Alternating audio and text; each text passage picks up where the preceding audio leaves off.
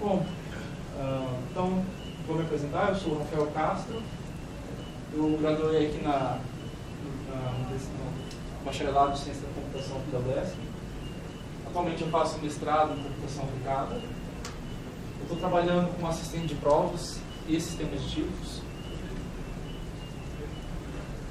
Bom, o que eu vou apresentar hoje para vocês um colóquio, uma apresentação que é baseada num discurso de verão que eu participei em Göttingen, na Alemanha. Eu tive várias aulas, um dos assuntos foi sobre extração de programas a partir de provas. Eu fiz essa apresentação baseada nesse curso, nessa sequência de aulas que eu tive. Bom, então a extração de programas. Eu vou derivar a partir de provas, eu vou extrair literalmente programas a partir de provas, essa é a ideia, literalmente isso. Mas primeiro eu vou começar para vocês, falar um pouco para vocês o que são provas no sentido mais formal possível. O que é prova em sistemas de provas, né? O que é um sistema de provas? Bom, sistemas ou cálculos de provas, eles servem para construir formalmente provas. Eles tendem a ser muito formais. É diferente, é mais formal mesmo que a gente aprende ali em LMA, que a gente aprende silogismo, entre 1 e 2, a gente tem umas coisinhas em LMA, né? Isso aqui ainda é mais formal que esse tipo de lógica. E basicamente o que são esses sistemas de provas? Eles são coleções de regras, né, que explicam como derivar novas fórmulas a partir de certos que você já tem. Então, a partir dessa fórmula, eu derivo as próximas fórmulas. Bom, um sistema de prova ele pode ser utilizado para formalização de diversas lógicas. Um sistema de prova ele não serve para representar uma lógica específica, ele serve para representar diversas lógicas. E como que funciona para representar uma lógica ou outra lógica? Bom, você vai ter que escolher as regras, né? Então, dependendo de quais regras você escolher, você tem uma lógica ou você tem outra. As regras desse sistema, né? Bom, os principais sistemas de provas são a dedução natural e o cálculo de Hilbert. Existe também o cálculo de sequências, que também é de autoria de Gentzen, que fez a dedução natural. Então, Gentzen ele criou a dedução natural e o cálculo de sequências, e o cálculo de Hilbert foi por Hilbert, obviamente. Bom, mas o que eu vou focar aqui, na verdade, é a dedução natural. Eu vou explicar aqui, vou dar, por exemplo, como exemplo de dedução natural, um fragmento proposicional clássico da dedução natural. Ou seja, eu estou aqui trabalhando com uma lógica proposicional clássica. E eu vou explicar por que é clássica depois. Bom, proposicional, obviamente, porque as nossas fórmulas são proposições. Bom, essas aqui são as nossas regras. Eu tenho uma regra inicial que me permite fazer uma hipótese, que eu chamo de IP. Eu tenho duas regras para a implicação. Uma regra de eliminação e outra inclusão. As regras de eliminação, elas têm o menos aqui, o superescrito menos, e as de inclusão têm o superescrito mais. O importante, a ideia-chave aqui das regras da edição natural é que as regras, elas vêm em pares. Sempre uma inclusão, uma exclusão. Então, por exemplo, essa aqui é a regra para exclusão da implicação. Se você tiver uma implicação de A para B, se você tiver uma A, você pode concluir B. E, para inclusão da implicação, se você conseguiu derivar B a partir de A, supondo que tem aqui uma árvore acima disso, que tem um A, então de A você implica em B. Isso aqui é um sinal para descarregar a hipótese. Então, quando você faz uma inclusão, você descarregou uma hipótese U. Por exemplo, você fez essa hipótese aqui, U, a respeito de A. Quando você faz essa inclusão aqui da implicação, e A é a premissa, então você provou a hipótese, né? Então a hipótese foi descarregada. Bom, temos também as regras para a conjunção, que é o E lógico. Temos duas exclusões, ou seja, a exclusão que elimina o elemento da direita, né? Então eu só fico com o elemento da esquerda, ou seja, exclusão L de left. E tem a exclusão para a direita, né? Então eu fico só com o elemento da direita. Então, são como projeções, basicamente, da conjunção. E eu tenho aqui a criação do par, né, a criação da conjunção. Se eu tenho A e eu tenho B, são provas separadas de A e B, então eu provei A e B. E para a disjunção, que é o ou lógico, se eu tenho uma prova de A ou B, se eu tenho uma prova de que A implica em C, eu tenho uma prova de que B implica em C, portanto, eu concluo C. Veja aqui que o que está em comum entre esse lado esquerdo aqui dessa prova de A ou B. A ou B, né? A é a premissa dessa prova aqui, dessa implicação aqui, e B é a premissa dessa implicação aqui. E a conclusão das duas precisam ser igual, porque vai ser o que eu vou estar excluindo aqui na exclusão do ou. Eu excluí esse ou aqui. Se você parar para pensar, isso aqui na verdade é análise de caso. Né? Quando você faz uma prova por análise de caso, está essencialmente representado por essa regra aqui. Quem fez matemática discreta, também tive prova por análise de caso, você considera ou uma coisa ou outra, e você vê a consequência. Então, se eu considerei tal coisa, vai dar isso. Se eu considerar outra coisa, vai dar isso aqui também. Né? Geralmente, esse isso tem que ser a mesma coisa. Né? Então, está aqui representado nessa regra. Bom, eu tenho a inclusão da disjunção. Tem duas regras para isso. Que vai, se eu tenho uma prova de A, então eu consegui provar A ou B. Se eu tenho uma prova de B, então eu consigo a demonstração de A ou B.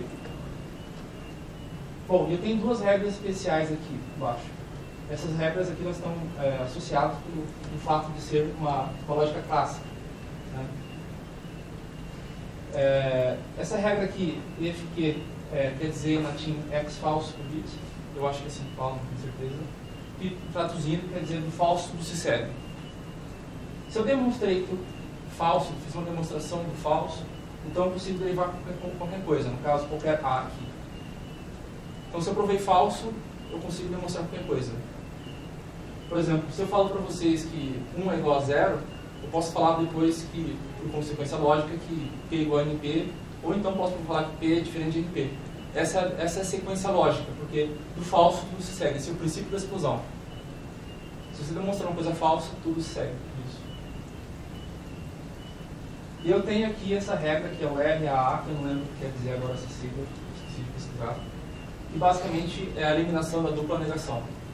Se eu tenho não há, eu consigo A. É a eliminação da dupla negação. Isso. Essa regra aqui, na verdade, é o que faz com que esse fragmento aqui seja um fragmento clássico. Porque essa regra aqui está relacionada com o princípio do terceiro excluído. Na verdade, essa regra aqui, né, a eliminação da dupla negação, ela é equivalente ao terceiro excluído. O terceiro excluído diz que P ou não P, é uma tautologia, né, é um princípio, isso sempre vai ser verdadeiro. Ou uma coisa é falsa, ou P é verdadeiro. Porque se você tem a proposição P ou não P, não importa qual valor você dê para P, a sentença vai ser sempre verdadeira. Né? Vocês conhecem a disjunção, né? O que acontece? Fazer a tabela da verdade dessa proposição, vocês vão ver que não importa os valores que vocês atribuam para P, o resultado vai ser verdadeiro.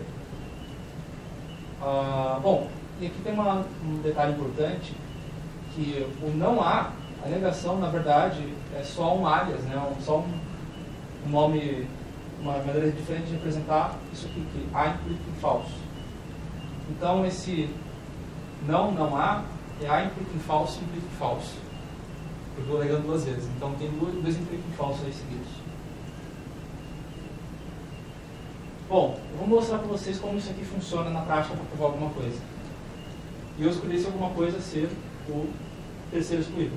Então, essa última proposição aqui no final dessa árvore é o que eu estou tentando provar. O que eu provei de fato, né? O que eu provei aqui de fato é A ou não A, ou seja, o terceiro excluído. E não por acaso, para provar o terceiro excluído, eu precisei usar essa regra aqui, que é a eliminação da dupla negação. Se eu não tivesse essa regra aqui, eu não iria conseguir provar o terceiro excluído. Bom, para você fazer uma prova de adição natural, eu sugiro você começar de baixo para cima, né, bottom up. Então vamos começar aqui com o que eu desejo provar. há ou não há. Bom, tem várias opções aqui, né? Eu poderia ter aplicado alguma dessas regras, poderia ter aplicado basicamente quase essa aqui não daria ter aplicado, essa aqui não daria ter aplicado, essa aqui daria ter aplicado, mas tem diversas possibilidades de regras que eu poderia ter aplicado aqui. E eu tive que escolher essa aqui. Por quê? Porque é o que funciona. E como você descobre o que funciona? Tentando. É um jogo combinatório, basicamente. Você tem que encaixar as peças e vendo o que dá. Eventualmente você vai ficar com muita dor de cabeça e não vai conseguir resolver, faz parte. Mas enfim, aqui já está resolvido, né? Então eu usei a eliminação da documentação. Então o que aconteceu? Olhando de cima para baixo, o que acontece olhando de baixo para cima, desculpa, de baixo para cima? Eu vou incluir duas negações aqui, né? Lembrando que a negação é um implica em falso. Então, daqui para cá, eu tenho há ou não há, implica em falso, implica em falso. Tá? Então agora, mais uma vez, eu tenho diversas possibilidades de regras para aplicar. Nesse caso, eu vou aplicar a inclusão da implicação. E nesse caso, essa inclusão está sendo referida a essa implicação aqui, tá? Então, se você olhar essa regra aqui de baixo para cima, o que acontece? Você tem uma implicação, você fica só com a conclusão dela. Então, o que vai acontecer aqui? De baixo para cima. Eu tenho essa implicação, então eu vou ficar só com a conclusão dela, que é o falso. Bom, agora eu tenho falso. Ou seja, eu preciso de alguma regra que me derive falso. Como que eu vou fazer isso? Bom, eu vou usar a eliminação da implicação. Com o quê? Primeiro eu vou fazer uma suposição aqui com a regra IP, de que há ou não há implica em falso, que inclusive eu botei aqui esse indexador U aqui, já está sendo eliminado por essa inclusão aqui, né? Porque é o que está sendo eliminado aqui, ó. É o meu A aqui nesse caso, então eu eliminei esse A aqui, então o meu há ou não há implica em falso é esse A aqui, né? E ele foi descarregado aqui, por essa regra de inclusão. Então eu faço essa hipótese aqui, já está sendo descarregado aqui. E do lado direito, eu vou ter uma outra árvore que eu tenho uma outra árvore completa, né? Então vamos chegar aqui, eu vou colocar esse A ou não há. Porque esse A ou não há é o que vai ser dado de argumento para essa implicação aqui, né? Porque se eu tenho A ou não há implica em falso, se eu tenho A ou não há, pela regra da eliminação da implicação, né? Eu vou ter só a conclusão da implicação. Então, tá aqui. Beleza. Agora eu tenho que continuar certo para cima, né? Porque isso aqui não é uma hipótese, isso aqui é uma coisa que precisa ser provada. Então, bom, lembrando que não há A implica em falso. E aí aqui eu tenho uma disjunção. Eu vou usar a inclusão para a esquerda. Se você olhar a inclusão para a esquerda da disjunção, o que acontece? Essa aqui, ó.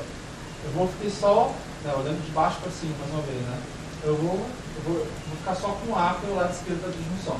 E nesse caso aqui, peraí, eu acho que fiz o contrário, aqui é são um R, né? São R, que é uma exclusão para a direita. Vou ficar só com o lado direito aqui, para ver. Né? Isso. E no caso, se meu lado direito é o não B, que é a mesma coisa que A implica em falso. É o meu não A, que é o meu A implica em falso. Isso. Agora, mais uma vez, eu vou usar a regra da inclusão da implicação. Ou seja, eu fico só com a conclusão aqui em cima. Aí você vai fazer o que agora? Aliás, aqui você deve ter notado uma coisa esquisita, né? Porque essa parte aqui, ela é igual a essa aqui, né? Parece que eu estou andando em círculos, mas não estou. Não estou andando em círculos. A coisa... Aqui eu estou num parque, não faz sentido eu fazer isso. Eu estou provando a mesma coisa de novo, né? Parece que eu estou ciclando aqui. Mas não é o caso. Bom, continuando. Então agora eu tenho esse A implica em falso, eu vou usar a inclusão da implicação aqui, vou ter só falso. E acima disso, eu vou ter, isso aqui que eu vou escrever aqui, era para ser uma eliminação da implicação aqui, tá? Notando que essa inclusão da implicação, ele elimina o A, né, o que é o meu V, que é o meu, esse meu V aqui, ó, que eu fiz de hipótese aqui antes. E esse U aqui é o mesmo desse U aqui. Então eu tenho duas vezes a mesma hipótese aqui nessa árvore, tá? Que já foi tudo eliminado para essa inclusão da implicação aqui também. Mas enfim, continuando. Então eu faço a eliminação da implicação aqui. E aqui do lado esquerdo é a mesma hipótese de antes, que eu só repliquei. E aqui eu tenho A ou não A. Que veio da onde? Que veio desse A aqui, que é uma hipótese. Né? Aqui eu fiz uma inclusão para a direita da implicação, da disjunção, desculpa. Difícil, né? Esse aqui é um exemplo particularmente difícil. Eu escolhi a dedo porque é interessante para demonstrar que com essas regras eu consigo demonstrar o terceiro excluído. E uma lógica, ela é considerada clássica quando ela tem, você consegue derivar o terceiro excluído. Então essa lógica, de fato, é uma lógica clássica. Bom, continuando aqui, foi um pouquinho bastante essa parte, mas enfim, já passou. Agora eu vou falar para vocês sobre a interpretação de DHK. Bom, eu acabei de falar para vocês o que é uma lógica clássica, né? Uma lógica ao qual você consegue derivar o terceiro excluído. Mas existem outros tipos de lógica. Uma delas é a lógica intuicionista, que basicamente é uma lógica a qual você não consegue, de maneira geral, provar o terceiro excluído. Ou seja, você não tem o terceiro excluído. Sempre. Em alguns casos ali, outros você até consegue provar uma coisa ou outra o terceiro excluído. Mas de maneira geral, isso aqui não é derivável numa lógica intuicionista. Portanto, na lógica intuicionista a gente não tem essa regra aqui. Tá? A eliminação da dupla negação. Se eu tirar isso aqui, virou intuicionista. Mas enfim. Essa não é a única diferença da lógica clássica para a lógica intuicionista. Existe uma diferença semântica aí também. Porque na lógica intuicionista, a gente tem o sentido das proposições dado pela sua capacidade de prová-las ou não. Já na lógica clássica, a semântica das proposições basicamente é a tabela verdade. Porque você tem o terceiro excluído. Isso aqui tem tudo tudo motivado por uma questão ali da questão descoberta por Kurt Gödel a respeito de que certas proposições da lógica elas são indecidíveis, ou seja, você não consegue provar. E por você não conseguir provar ela, você não pode acreditar sempre no terceiro excluído, porque no terceiro excluído ou uma coisa é verdadeira ou ela é falsa. Então como a gente descobriu ali que existem proposições que elas não são possíveis de provar, bom, a gente apela para uma lógica chamada intuicionista, né? Porque ela vai abranger esse conceito de que tem coisas que você não consegue provar. Então o terceiro excluído não é sempre válido. Bom, mas então,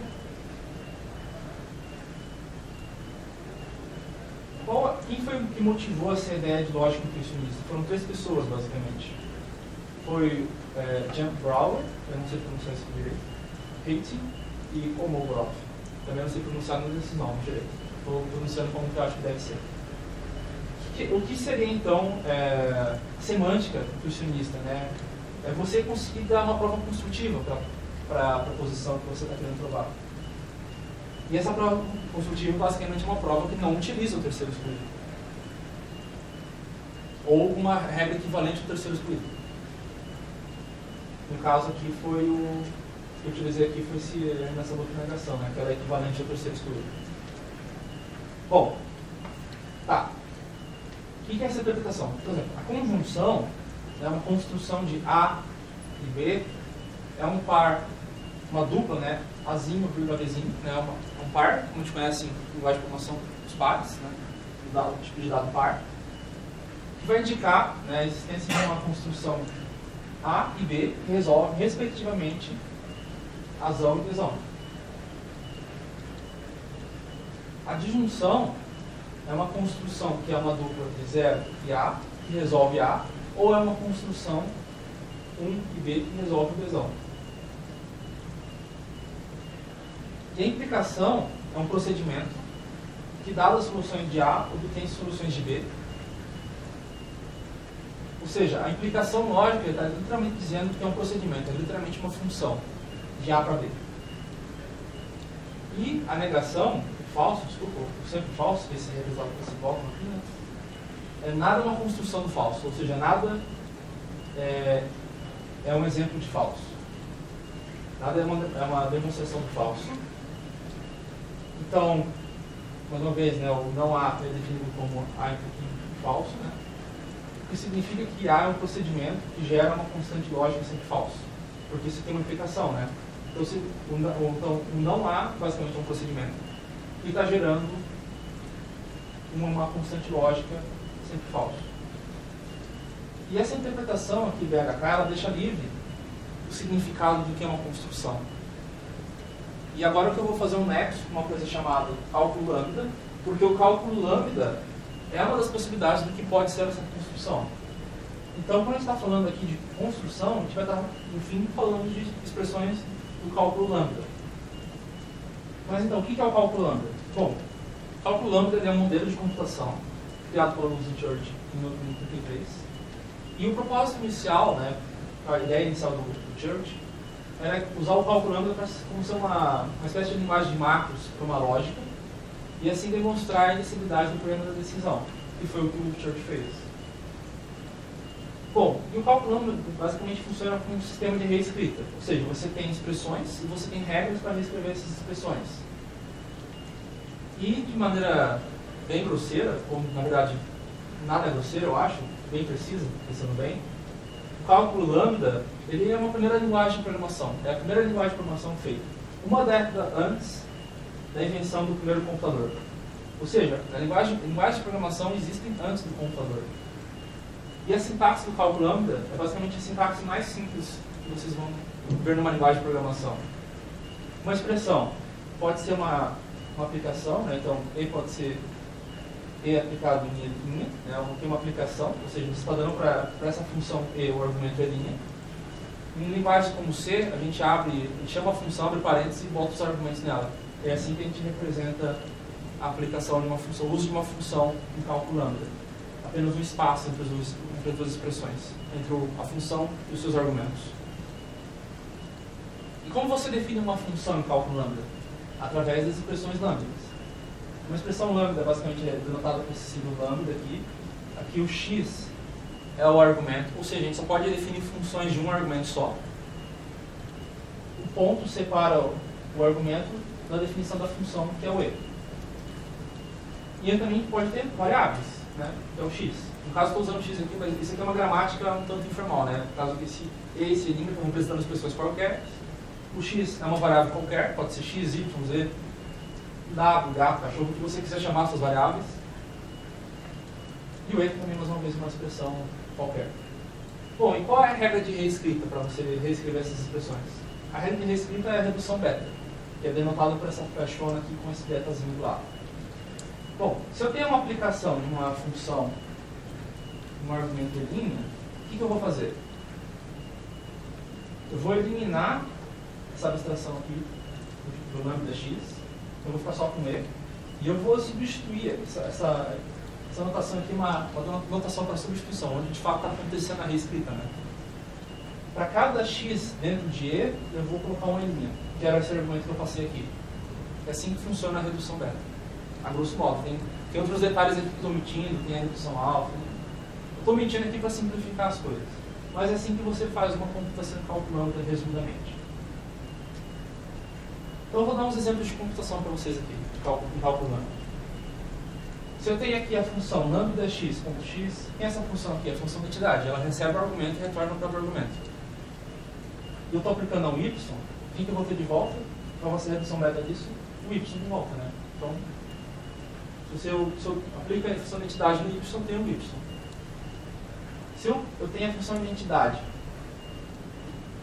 aplicado na função de identidade, quem que eu vou ter? Eu vou ter a função de identidade. Aqui é um exemplo mais interessante. Por quê? Aqui eu tenho abstrações alinhadas. Tenho lambda x, ponto lambda y, ponto y. Observa que o x ele é um argumento, mas ele não acontece no corpo daqui.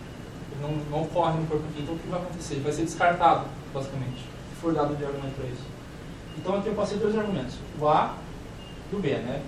O A ele vai para o X não está sendo utilizado, ele vai ser descartado, e o Y vai receber o B, e o B vai ser utilizado para ficar aqui no lugar desse Y aqui. Então no final das contas só tenho só o B. Aqui tem um exemplo bem interessante, que é uma expressão bem especial. Por que ela é bem especial? Porque é o lambda x, lambda x, x. Se eu faço a redução beta disso aqui, eu continuo com ela mesma. Ou seja, ela é um loop infinito. Então é assim que você faz loops infinitos no cálculo lambda, que você faria um while true, que fica aí rodando sempre, aqui, assim como você faz no cálculo lambda, no loop infinito. Bom, só para vocês conhecerem o cálculo lambda, para quem não conhecia. Agora eu vou mostrar uma variação do cálculo lambda, que é o cálculo lambda tipado. Por que existe um cálculo lambda tipado? Inicialmente, né, a ideia do Church era usar o cálculo lambda como uma linguagem de macro para uma lógica, e ele percebeu que, na verdade quem percebeu não foi ele, mas enfim, mas de fato, o cálculo lambda ele é muito poderoso. Ele consegue provar, ele consegue construir, né, o equivalente a fórmulas lógicas infinitas. E assim a lógica que seria representada por essa linguagem fica uma lógica consistente. Você não quer ter uma lógica que seja inconsistente, você quer ter lógicas consistentes. Então, para evitar esses tipos de inconsistências e paradoxos, Church utilizou o mesmo truque que Bertrand Russell utilizou com a teoria dos tipos, né? E foi a Type Theory, a teoria dos tipos. Então, a teoria dos tipos ela delimita como funciona o cálculo lambda, ele reduz muito do poder do cálculo lambda, mas, por outro lado, evita esses tipos de inconsistência e paradoxos. Bom, essas aqui são as regras de tipagem do cálculo lambda tipado. A gente tem uma regra para suposição, né, que chama de hipótese. E aqui tem uma notação de tanto diferente, né, que tem esse símbolo aqui no meio, né, que é o V'. Ele basicamente diz, dessas suposições eu tenho essa conclusão. Então,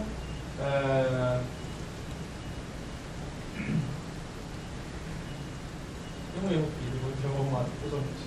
Mas enfim, você vai ver que eu tenho aqui algumas regras, e essas regras aqui, elas são muito parecidas com as regras da dedução natural, não por acaso. Mas então, só para eu explicar um pouquinho por cima as regras para vocês. Aqui eu tenho a regra que... Eu não vou mais chamar isso aqui de implicação. Vou chamar isso aqui de outra coisa. Vou chamar isso aqui de seta, que fica mais genérico. Então, a inclusão da seta. Bom, o que está do lado esquerdo do B' é meu conjunto de suposições, ou hipóteses, ou então contexto, tanto faz como você quiser chamar. E do lado direito é a consequência. Bom, se eu tenho um contexto com gama, que tem um x com tipo A, tá, esqueci de falar. Esses dois pontos aqui, está querendo dizer que o x tem um tipo A.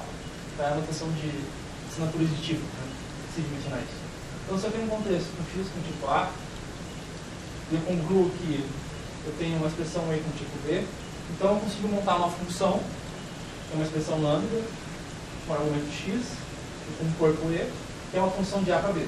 É assim que eu monto uma função em cálculo lambda tipado, né? É assim que eu tipo uma função do cálculo lambda tipado. Aqui eu tenho, está escrito errado aqui na verdade, porque esse E linha era que está do lado direito do V', não do lado esquerdo. Tá? Foi uma coisa que explica. Os dois pontos também. Hã? Os dois pontos também. Os dois pontos era para estar assim, gama, V' e linha, dois pontos D. Era para escrito assim. Tá? Bom, aqui que eu tipo, é como eu tipo uma aplicação, um uso de função.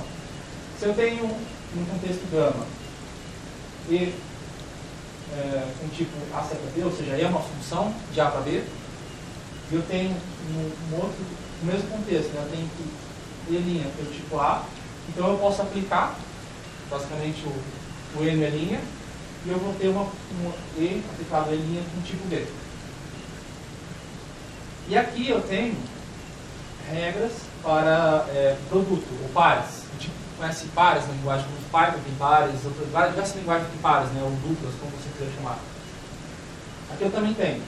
Então, na verdade, aqui eu já estou estendendo um pouco essa sintaxe aqui, né? Estou colocando umas coisinhas a mais. Agora eu estou colocando aqui a sintaxe para duplas. Isso não muda nada o poder do cálculo lambda, é só uma super sintática, na verdade, que eu estou fazendo. Bom, eu tenho as duas projeções, né? Então se eu tiver um contexto gama, B com tipo A, produto B, produto A, B, melhor dizendo, tá? E eu aplicar o FST no E, eu vou ter uma coisa que é só o A, só do tipo A. De maneira similar com SND. Se eu aplicar o SND no E, eu vou ter só uma coisa do tipo B. Só para explicar o significado da FST e da SND, né? Bom, basicamente são as projeções, né? Então, FST, eu tenho uma dupla, né, com E e linha, a redução beta disso vai me dar o E, primeiro elemento da dupla. E o SND é uma similar para o segundo elemento da dupla. É só incluindo aqui as regras para a redução beta dos pares. Eu também posso tipar uma construção de um par, né? Se eu tenho um E com tipo A, o E' com tipo B, então o par E' vai ter o tipo A e B. Desculpa, não era para ser A e B, era para ser produto A e B. Aqui. Não era para ser essa conjunção, era para ser uma estrelinha. Vocês veem que eu copiei disso de antes, né? Foi um copy-paste bem safado aí. Aqui agora tem um erro também, mas enfim.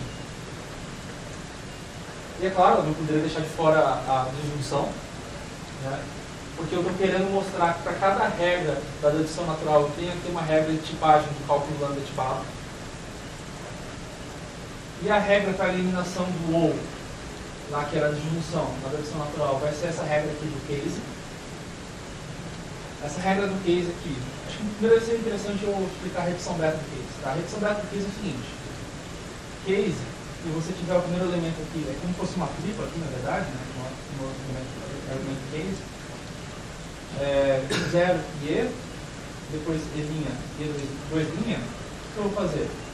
Esse E' aqui e esse E2', eles são funções, né, de A para C ou então de B para C. E eu vou aplicar, no caso, se aqui for o 0 e E, eu vou aplicar o primeiro, esse E' no E. Se for o 1, aqui do lado desse E, eu vou aplicar o E2' no E. Essa é a redução beta do case. Tá, e agora vamos tipar uma expressão case, como faço? Se eu tiver um E, A soma B, esse A soma B é o tipo soma, ou o tipo either.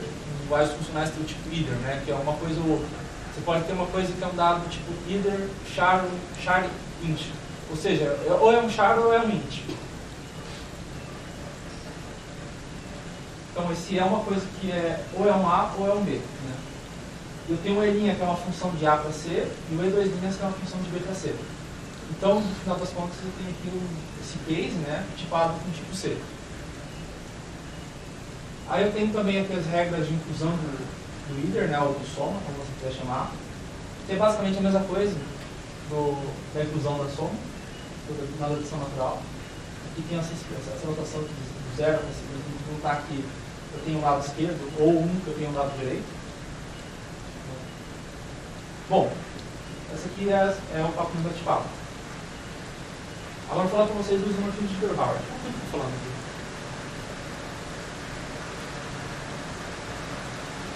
Mas, continuando. Diz uma coisa que eu estou falando. Tá, o isomorfismo de Gerhard. É uma observação, como vocês já devem ter percebido, que existe uma relação de 1 para 1 entre provas construtivas na dedução natural. Por que é construtivo? Vocês observaram que eu não falei de regra aqui para a eliminação da denegação. Aliás, eu não falei de nada aqui relacionado a falso do cálculo lambda. Está faltando coisa aqui, parece, na verdade. Cadê o falso do cálculo lambda? A eliminação da dupla negação, intencionalmente, não está aqui. Mas também tem a questão do FQ, né, do X-False Qubit, do princípio da exclusão. Esse meio que está aqui ainda, depois eu vou falar dele. Tá? Ele está aqui ainda, na verdade. Na verdade é o seguinte: se você tem uma coisa que é falso, você prova qualquer coisa. Mas aí você vai estar pensando, mas quem vai ser uma coisa do tipo falso? Nada deve ser uma coisa do tipo falso para a interpretação da HK. Né? Nada é uma construção do falso. Nada deve habitar esse tipo. Aí quando você for fazer um programa, depois vai acontecer isso, vai acontecer uma coisa interessante que eu vou mostrar para vocês. Mas deixa isso para depois. Tá, beleza. Enfim, esse é o exame de Ferrari. Então está mostrando para vocês que a dedução natural está relacionada com o cálculo humano, de fato. Tá. Agora, o que isso tem a ver com citação de programas, que é onde eu quero chegar? Isso aqui é um background que eu tive que explicar para vocês, para realmente chegar no assunto que eu quero falar com vocês, que é agora sim citação de programas. Bom, basicamente citação de programas, quando você fala citação de programas, você está querendo falar em implementar o isomorfismo de Kerr-Howard, de fato. Conseguir fazer. Se eu te dou uma prova, você me devolve um programa. É basicamente isso. Ou seja, é um programa que a partir de uma prova retorna um programa. Tá. O que seria esse programa? Bom, existem diversas alternativas para isso. Uma delas, que é o que eu aprendi no curso da Alemanha, é chamado Realizability, que basicamente foi criado por esses dois caras, Kleene e Kreisel. E ele basicamente, ele pega essa intuição do que é o isomorfismo de Kerr-Howard e formaliza. Então, intuitivamente, o que seria essa formalização do isomorfismo de Kerr-Howard? Se M é uma prova de dedução natural de uma fórmula A, então M resolve o problema A de acordo com a interpretação do PHK. Eu não vou explicar para vocês aqui como funciona reanalysis. Não tenho certeza que eu pronunciei isso, porque é bem complicado, não daria tempo de explicar aqui, e eu não entendo completamente. Ao invés de eu explicar como funciona exatamente isso, eu vou dar exemplos. Tá? E vou dar exemplos disso no sistema Minlog. Bom, o sistema de provas Minlog, que é um assistente de provas, basicamente ele vai estar formalizando ali um fragmento da dedução natural. Tá? Bom, Minlog é um assistente de provas. O que é um assistente de provas? Basicamente é um programa de computador que verifica a consistência de uma prova. E quem já ouviu falar de assistente de prova, talvez já ouviu falar de Coq e Isabelle. E diferente desses sistemas, Minlog não é baseado em type theory, e sim em dedução natural. E é dedução natural de primeira ordem, ou seja, lógicos, eles não são acostumados a trabalhar com type theory, geralmente. Lógico, eles geralmente estão acostumados a trabalhar com lógica. E geralmente uma lógica comum, uma lógica de primeira ordem, uma lógica bem fundamental. Então, o Minlog tem esse diferencial porque ele foi criado por um cara que é um lógico, não um cientista da computação. Então, é uma coisa que já é mais comum para lógicos do que preditivos. Tá. Bom, a lógica do Minlog, a lógica por trás do Minlog, essa dedução natural de primeira ordem, não é uma lógica clássica e não é uma lógica intuicionista. É uma coisa diferente. É uma lógica chamada mínima. O que é a lógica mínima? Bom, a lógica clássica ela tem o terceiro excluído e também tem o princípio da explosão. A lógica intuicionista ela não tem o terceiro excluído, mas tem o princípio da explosão. A lógica mínima não tem nenhum dos dois. Ela não tem o princípio da explosão e nem o terceiro excluído. Mas você pode tê-los se você adicionar axiomas. Tá? Então ela é mínima porque ela te dá essa flexibilidade de você adicionar axiomas depois. Tá. Bom, como eu já disse, o Minlog é um assistente de provas e ele provavelmente é o mais sofisticado no sentido de extração de programas, porque ele foi criado para desenvolver extração de programas. Então, se você comparar com o Minlog com o Coq, por exemplo, o Coq ele tem muito mais ferramentário pronto para você utilizar para fazer provas do que o Minlog. Então, assim, fazer prova no POC é mais fácil do que fazer no Minlog. Mas o foco do Minlog não é ser um assistente de prova assim, bem elaborado, muito ferramentário, coisa assim. Ele é basicamente um assistente de provas para pesquisa, para fazer pesquisa. No caso, administração de programas. Então, o objetivo é um pouco diferente do POC, talvez. O POC ele já tem uma porrada de aplicação, tem compiladores escrito em POC, tem um monte de coisa escrito em POC.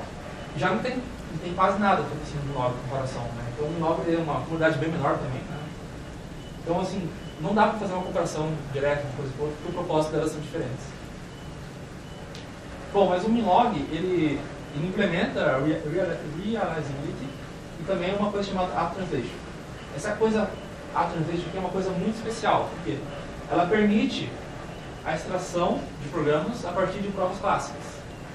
O que você não tem equivalente em POC. Se você faz uma prova, você pode adicionar o axioma no terceiro escolhido em POC, mas você não vai conseguir extrair um programa disso. E em Minlog você consegue, por causa do App Translation.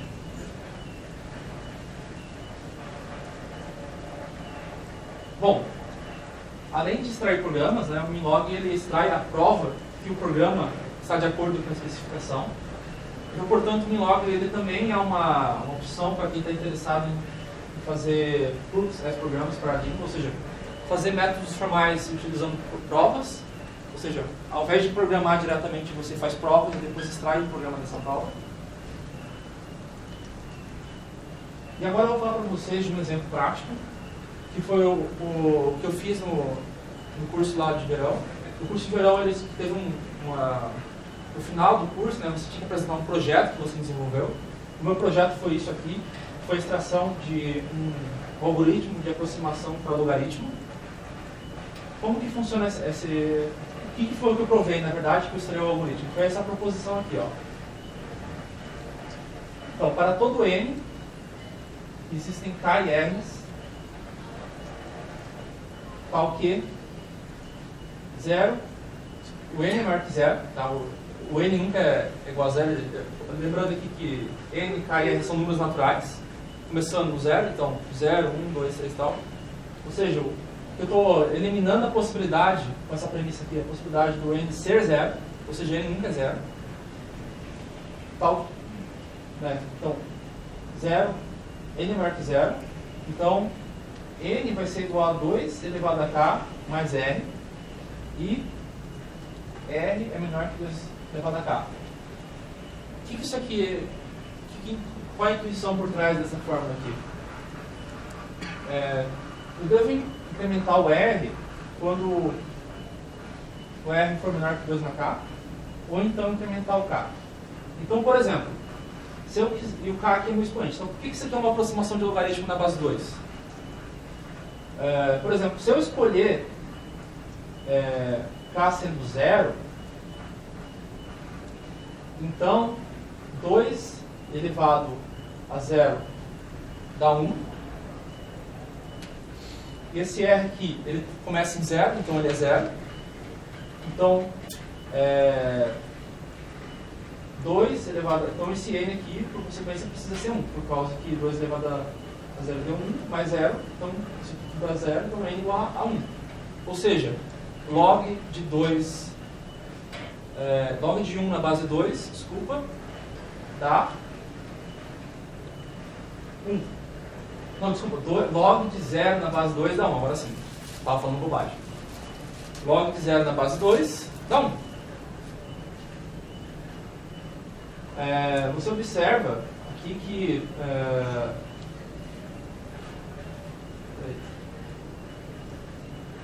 falando bobagem, pessoal?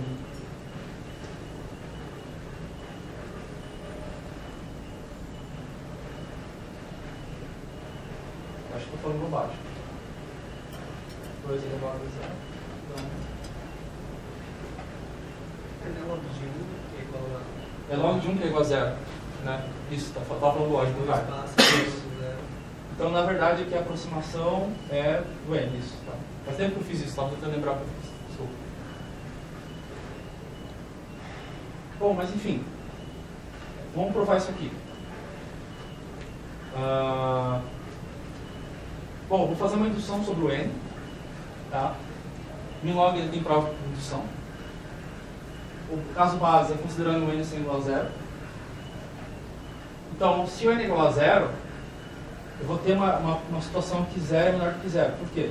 Porque é essa condição aqui. Eu vou estar substituindo, já que o N é 0, né? Então eu vou ter 0 que é menor do que 0. Isso aqui é falso, porque 0 não é menor do que 0. Então a gente vai usar a regra IFQ, ou seja, do falso e do cego. Então a gente provou esse caso. E tem o caso fácil, ou seja, o N vai ser um sucessor de um número M. Ou seja, o N não é mais 0, ele é um sucessor de um número. Bom, de fato, ainda o caso base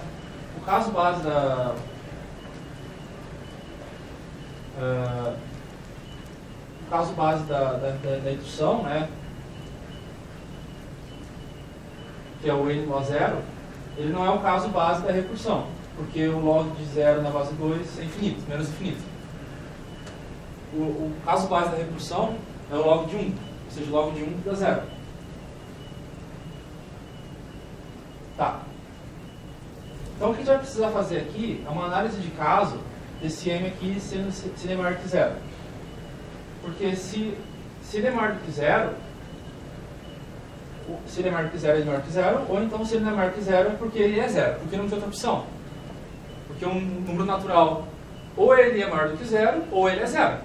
Né? Essa é a análise de caso que eu estou fazendo aqui. Tá. Então vamos considerar o primeiro caso, que seria o 0 ser maior que...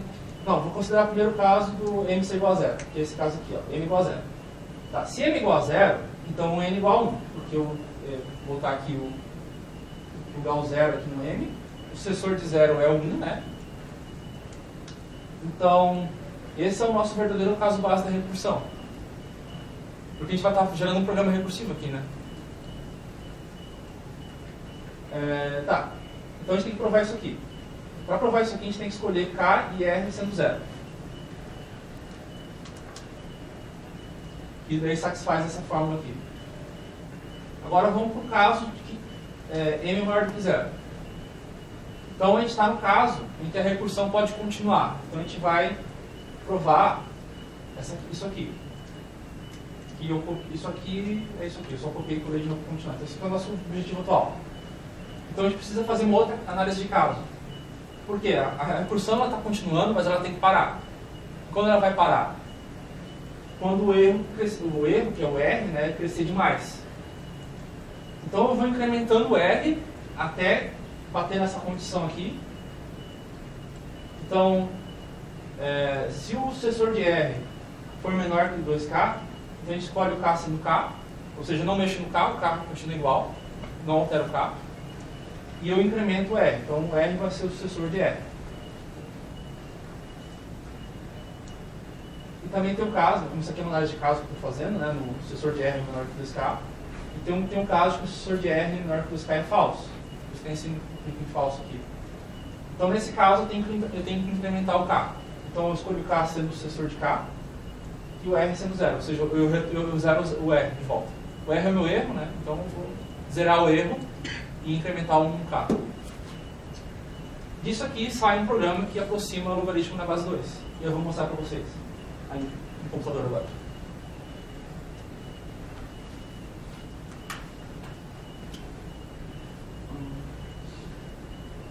Tá aqui. Bom, esse aqui é o assistente de provas MinLog. Ele não é tão fancy quanto o POC, para quem já conhece POC. Aqui eu estou incluindo na primeira linha uma biblioteca basicamente de aritmética de piano, né, o NAT. Bom, o MinLog ele é basicamente feito em Scheme, então isso aqui vai estar aparecendo CML, né, mas enfim. Tá dando para ler, pessoal? Então, ótimo. Então, preste atenção aqui no cursor. Tá vendo essa coisinha dançando ali, ó? É o cursor. Acompanhe comigo no cursor. Eu vou definir então a função toPowerOf, que é a minha função que leva alguma coisa na 2 elevado a alguma coisa, né? Então, aqui eu tenho... é uma função de natural para natural, essa aqui é a assinatura da função. Então, 2 elevado a 0 dá 1. E 2 elevado a um sucessor de número natural n vai ser a mesma coisa que 2 elevado a n mais 2 elevado a n. Essa é a minha definição da função. Tá? Vou computar isso aqui só para... Ok, tá computado aqui. Vou fazer um teste, tá? Eu vou testar aqui 2 elevado a 4, vamos ver quanto vai dar. Tá aqui, ó. Veja aqui embaixo o que está acontecendo. Tá dando para ler aqui embaixo também? Então aqui está aqui o resultado, 2 elevado a 4 é 16. Tá? Tá, continuando. Tá, eu vou lá pular para o meu objetivo mesmo, que é o que eu quero provar.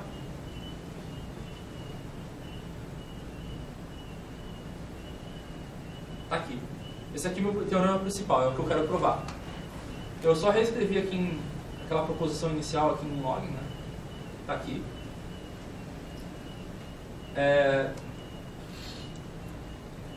Tem diversos lemas que eu precisei provar antes para provar isso aqui que eu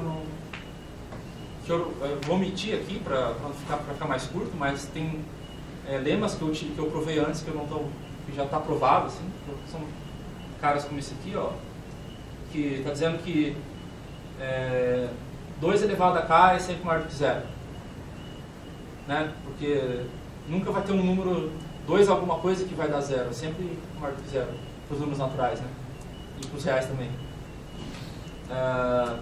Tá, então tem uns lemazinhos aqui que eu deixei provado aqui pronto para usar, né? Deixa eu fazer uma coisa aqui.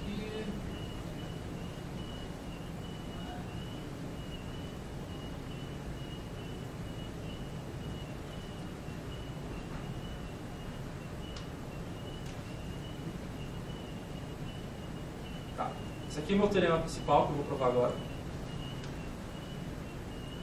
Então, vão acompanhando aqui embaixo. Esse aqui é o meu objetivo atual, que é o meu lema, meu teorema principal. Desculpa. Tá. Esse comando int aqui embaixo, ele está dizendo para fazer prova por indução. E ele vai fazer a prova por indução no primeiro elemento do quantificador aqui para todo, então no caso é o n. Então, ele vai fazer prova por indução sobre o n, aqui. Então, ele está considerando o caso do n ser 0. Você já observa que se o n for 0, o que eu tenho aqui? Eu tenho 0 menor que 0. Lembra que eu expliquei que isso aqui é falso? Então, o que eu vou fazer aqui? Bom, eu vou usar assume. Aqui eu tenho uma implicação, né? O assume basicamente faz o quê? Ele pega a hipótese da implicação e move para o meu conjunto de hipóteses. Meu conjunto de hipóteses é o que está aqui, ó, em cima desse tracejado. Esse aqui. Então, no caso, tem esse n438, que é basicamente eu tenho uma hipótese que diz que n é natural. Eu tenho uma hipótese dizendo que existe um n, né? Tá. Então eu vou assumir o h, que eu estou chamando que é isso aqui, né? Que estava antes aqui do 0 menor que n, agora ele foi para cá para o conjunto de hipóteses, está dizendo então eu tenho uma hipótese h que 0 é menor que h, 0 é menor que 0, desculpa. E o que eu vou fazer? Eu vou usar o x false qubit, né? Então estou usando aqui IFQ, IFQ.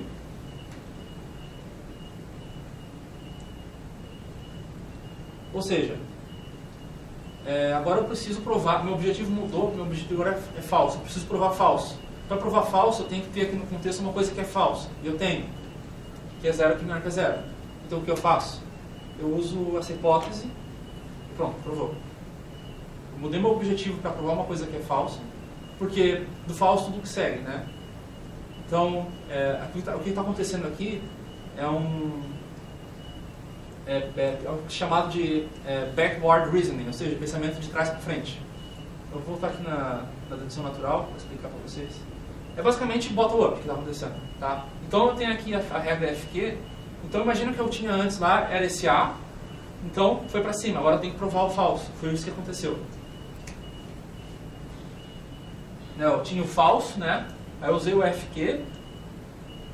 Desculpa, eu tinha o... Não, eu tinha... Peraí.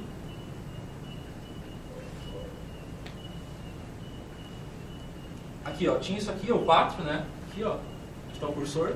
Eu tinha que provar isso aqui. Esse aqui era meu A, daquela regra FQ. Aí trocou para o F. Mas se você olhar a regra aqui, é isso aqui, ó.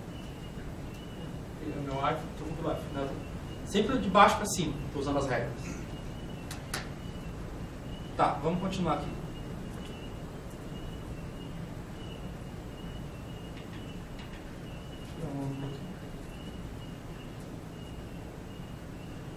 Então eu usei o H, pronto. Agora eu estou no caso passo da indução. E eu vou fazer uma análise de caso. Eu vou incluir algumas hipóteses aqui primeiro, que esse assume N, IH e HSN. Então eu tenho aqui um monte de hipóteses aqui no meu conjunto de hipóteses e eu tenho que provar isso aqui, que é o meu objetivo. Tá. Então, eu vou fazer uma análise de caso de que 0 é maior do que N. Quero que vocês observem que esse N aqui, pessoal, ele isso, N é maior que 0. Tá. Deixa eu mostrar, quero voltar ali naquela parte da prova para ficar mais fácil. Tá. Na verdade, esse N aqui, pessoal, é o meu N aqui, tá? Essa análise de caso que eu estou fazendo. Tá? O N aqui não é o mesmo N de antes, é que eu estou usando o mesmo nome para variável. Então, que N é maior do que 0. Tá? Uma análise que eu estou fazendo, eu faço análise de caso com o comando cases, tá? Então tá. Agora, eu tenho agora isso aqui, ó. Essa implicação aqui eu vou fazer um assumo para mover a suposição para o contexto. Agora eu tenho isso aqui. Então, agora você olha isso aqui, ó. Eu tenho essa implicação aqui, que é a minha hipótese de indução. Se que 0 é menor do que N, implica nisso aqui tudo. E eu tenho aqui o 0 menor do que N. Só que o ideal, né, seria que eu pudesse pegar esse HN e alimentar com esse HN0 aqui, né? Aí eu teria essa conclusão aqui. Isso daí seria o forward reasoning. O inlog ele não tem forward reasoning, só tem backward reasoning. Mas eu consigo simular forward reasoning com uma regra cut, que é essa regra aqui. Ó, em cima. Com o comando cut. Que eu basicamente peguei e reescrevi isso aqui, ó, essa conclusão aqui no cut. O que o cut vai fazer? Ele vai mudar o meu objetivo para isso. Aliás, ele vai me dar como isso como hipótese, né? Vai estar aqui, ó.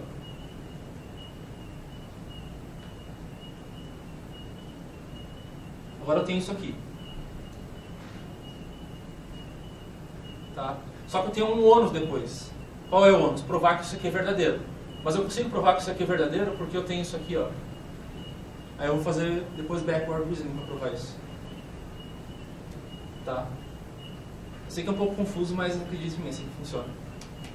Então olha só. Tá. E agora o que eu vou fazer? Eu tenho essa hipótese aqui, ó, que é um EX, que é o existencial. Tá? Eu tenho uma hipótese que existem K e R's, tal que isso aqui. Eu posso desconstruir isso aqui, esse R, que eu vou fazer agora com essa Excelim aqui. Eu não mostrei para vocês aqui, mas a dedução natural ela tem regras de inclusão para o existencial, né, inclusão e eliminação para o existencial, inclusão e eliminação para o para todo também. Que é esse Excelim aqui. Então, isso aqui é a regra de eliminação do existencial, que eu vou estar aplicando nessa hipótese aqui, ó. Beleza. Agora, o contexto está um pouco diferente, porque quando eu aplico esse Excelim, as coisas que eu desconstruí aqui, que no caso é meu K, ele veio para cá. Então, tem que assumir de novo coisas. Então, olha só. Agora eu tenho aqui um K que veio daqui, tá? Eu tenho um XH2, porque esse XH2 ele não tem o K, ele tem o R só, porque tem dois existenciais aqui na verdade, tá? Então tem dois existenciais alinhados. Agora tem que fazer a mesma coisa com esse cara aqui. Eu vou aplicar Xlim nele e assume e mover de volta para cá. Agora eu tenho o K, eu tenho o R e eu tenho esse cara aqui, ó, que é basicamente esse aqui de antes, só que sem o K e o R, sem a quantificação do K e o R, porque esse K e R que estão aqui, eles já estão aqui no contexto. Entendeu? Entenderam?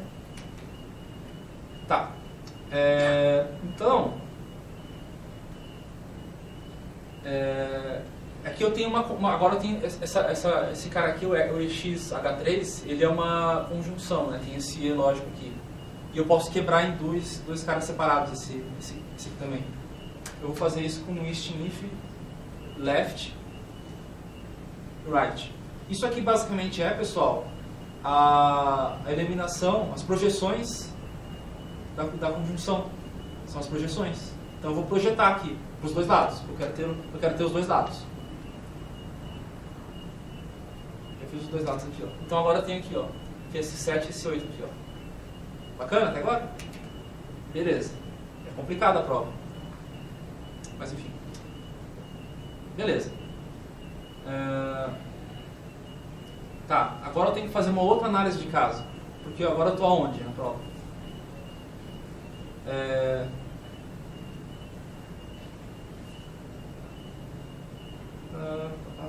Tá. Aqui eu estou fazendo uma ordem um pouco diferente. Porque aqui quando eu escrevi, eu considerei primeiro que o M sendo igual a zero. Mas aqui eu estou considerando que o M é maior do que zero. Você pode ver aqui, ó. Essa hipótese aqui, ó. Lembrando que o meu N aqui é o meu M lá antes, tá? Tá aqui, ó, o M é maior do que zero, tá? Então eu estou nesse caso. Esse já provou o falso, né? O falso já foi, tá? O caso base já foi. Eu tô nesse caso aqui, ó, no caso 2. Tá? E se você lembra bem, no caso 2, eu tenho que fazer uma outra análise de caso dentro dele. Que é do sucessor de R menor do que K, 2 elevado a K. Que é o que eu vou fazer agora. Então eu vou fazer essa análise de caso agora. Beleza. Vamos ver aqui algumas coisas por contexto. E olha só o que eu tenho aqui. Eu tenho um objetivo agora que é um existencial, que é o K e o R. E se você lembra ali, ó, é tudo uma questão agora de escolher quem é o meu K e quem é o meu R. E agora eu vou fazer isso, eu vou escolher quem é meu K e quem é meu R. Então no caso aqui que o sucessor de R é menor do que 2 na K. Então eu preciso escolher o K como do K, como sendo K, e o R como sendo o sucessor de R. Que é o que eu vou fazer aqui, ó. Então, eu vou dizer que o K é o K através da X intro K, ou seja, a inclusão da implicação, inclusão do existencial, tá? Ou seja, K é o K. Pode ver aqui que agora não tem mais o K aqui no objetivo. E eu vou falar que o R é o sucessor do R. Então esse R aqui vai ser o sucessor do R. Pronto. Olha só o que eu tenho aqui, agora no meu objetivo, eu tenho isso aqui. Agora eu tenho que resolver essa equação. É uma conjunção, né? Que eu separo e eu resolvo separadamente as duas equações. Então eu faço um split para separar. Eu tenho essa equação aqui para resolver. Que o sucessor de N é igual a 2 elevado a K mais o sucessor de R. Para provar isso, primeiro eu normalizo com NG. Agora eu tenho que N é igual a 2 elevado a K mais R. E eu tenho isso aqui nas hipóteses, então fechou.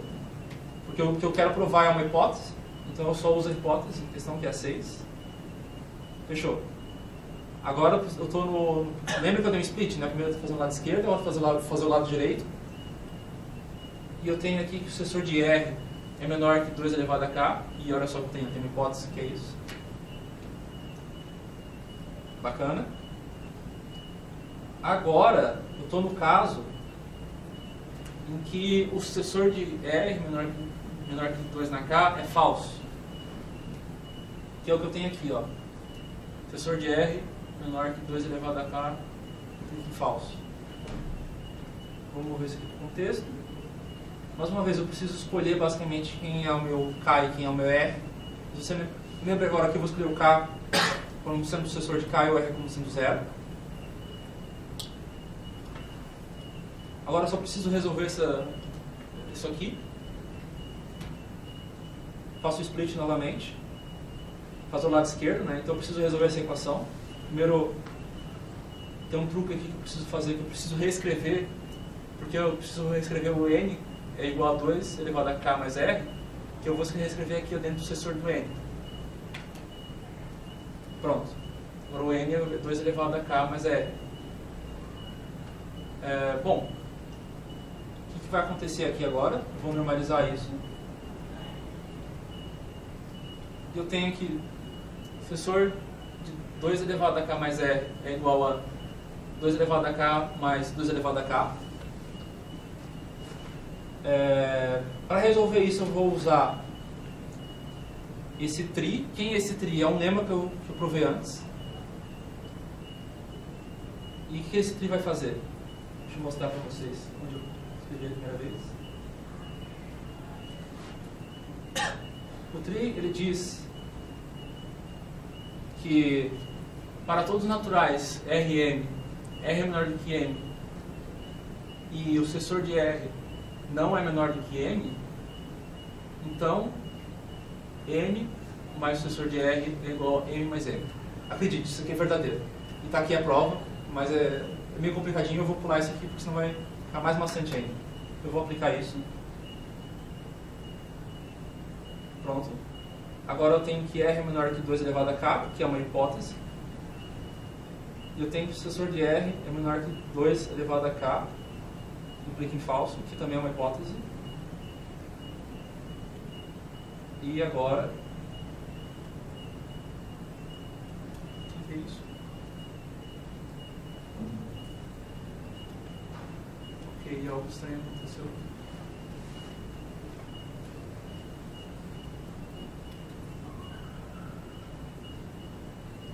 Parece que bugou.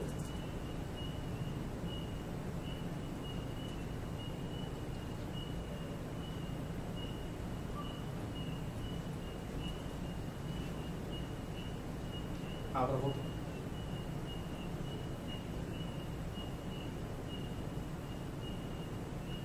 Tá. Bom, e a prova vai continuando e é aquilo lá mesma coisa de antes, pessoal. E vai seguindo desse jeito.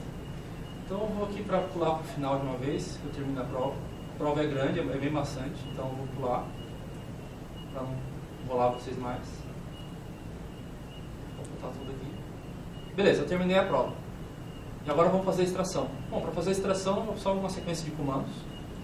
Eu vou chamar isso aqui de log2. Tá? Eu vou fazer aqui a extração com esse comando aqui, proof to extract train. Eu vou renomear umas variáveis com esse comando aqui, rename variables, para ficar mais legível. E agora eu vou printar o problema. Esse aqui é o nosso programa. Você pode ver que ele tem alguns elementos esperados, né? Ele tem uma verificação aqui de se o n é maior do que 0. Se for maior do que 0, ele vai fazer isso aqui. Se não for, ele vai fazer isso aqui. Ele tem uma verificação aqui também do se o r ele é menor que 2 elevado a k. No caso, esse right, nat aqui é o r, e esse left, nat que é o nosso k. Está difícil de entender. E eu tenho aqui as escolhas, os possíveis resultados, né? Esse aqui é o nosso programa que aproxima. A gente pode rodar ele. Então aqui, ó, log de 1 na base 2 dá 0. Log 16 na base 2 dá 4. Tem aqui o resultado, né? Esse númerozinho aqui é o 4 e o que está do lado direito dele é o resto. Tá? Do lado esquerdo é o K e do lado direito é o R. Log de 15 na base 2 dá 3, com o resto 7. Log de 17 na base 2 dá 4, com o resto 1. E agora o que vocês deveriam ter se perguntado, quanto que vai dar log de 0? É indefinido. Qual é o resultado que ele escolheu para dar aqui? Bom, é esse 0 aqui, ó. Ele pega um número arbitrário. E da onde que veio esse cara aqui? Esse cara aqui é de quando eu apliquei a regra FQ. Quando eu aplico a regra FQ, nada é um habitante do falso, não é mesmo? Qual resultado ele deveria dar, então? Não tem. Qualquer coisa, na verdade. Então, o que ele faz? Ele pega uma constante arbitrária e retorna ela. Porque, na verdade, a função é indefinida para esse valor. Então, ele retorna uma constante arbitrária. É uma gambiarra, assim, mas é o que dá para fazer. Então, vamos computar aqui. Dá esse resultado aqui. Retornar uma constante arbitrária.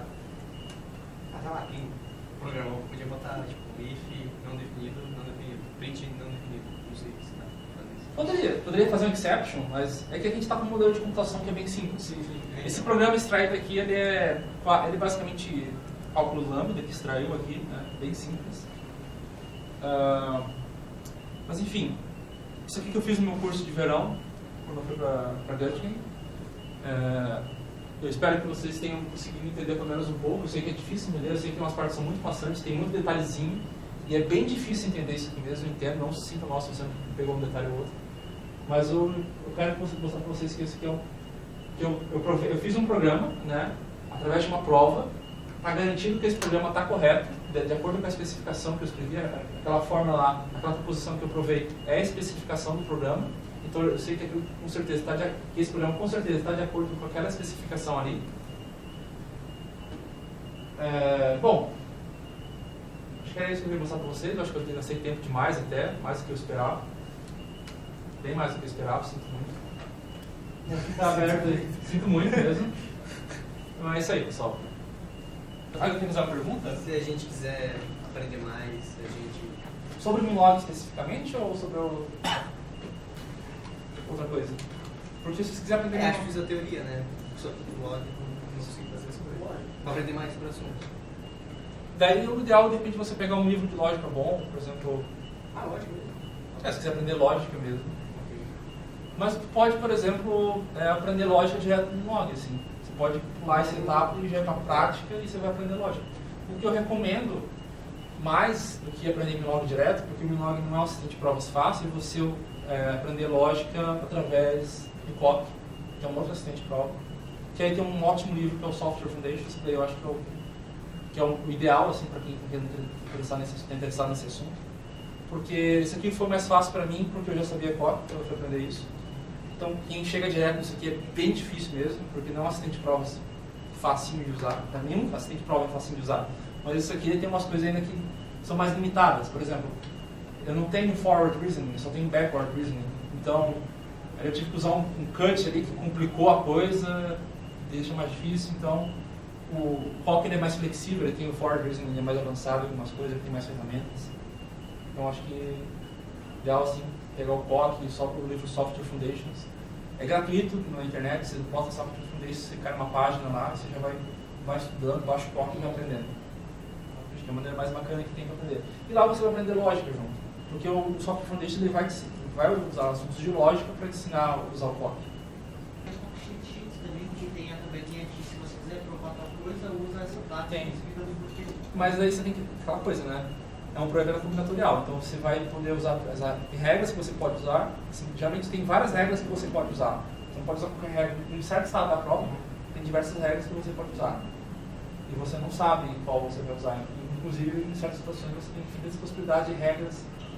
As regras, elas são finitas, mas os argumentos que você dá para a regra, elas são potencialmente infinitos. Então você não sabe quais argumentos você vai dar para essas regras. Então você tem, às vezes, as situações tem infinitas coisas que você pode fazer para avançar na prova, e você tem que ter sapiência de saber qual que é. E às vezes é um pouquinho tentativa mesmo. E para aprender Minlog? Para aprender Minlog? Pentagrama no chão, velas. Para aprender Minlog tem você vai baixar você vai baixar o Minlog e dentro do arquivo que você baixa o Minlog do Git do cara, vai ter uma pasta. Vou até abrir aqui para vocês verem.